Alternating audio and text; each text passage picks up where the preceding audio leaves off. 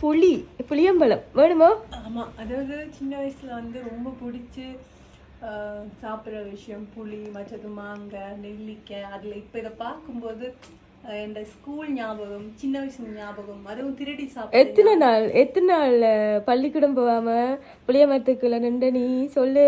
இல்ல எனக்கு ஒரு நல்ல அதிர்ஷ்டம் கிடைச்சிருக்கு. எங்க வீட்டுக்கு பின்னாடியே பெரிய புளிய மரம் இருக்கு. அதனால நான் என்ன சொல்றது, அப்படி திருடி சாப்பிட வேண்டிய அவசியம் இல்லை. ஆனா அப்பப்ப திருடி சாப்பிடுவேன். திருடி சாப்பிட ஒரு திருடி கள்ளி உண்மையா நிறைய நாளைய பிறகு சாப்பிடுறேன். சரிய இந்த புளியம்பழம் அம்மா கொண்டு வந்து வங்கியோ புளியம்பழம் பொறுக்கி கொடுத்தவையா அப்ப கொண்டு வந்து ஓட்டோட கொண்டு வந்துச்சு தொங்கி கொண்டிருக்குது. என்ன பிரச்சனைனா காயோ, நீ புளியம்பழத்தை கண்டவன தாடி கொண்டு சாப்பிட்டுட்டு தரேன். இல்ல நான் கண்டென்ட் போட போறேன், அதுக்கப்புறம் தான் சாப்பிடணும். இதெல்லாம் ஒரு கொடுமையான ஒரு விஷயம் தெரியுமா? இப்ப இதை நீ பதிவு பண்ணணும். அதானே பதிவு பண்ணிட்ட சந்தோஷமோ? நான் எடிட் பண்ணாமல் அப்படியே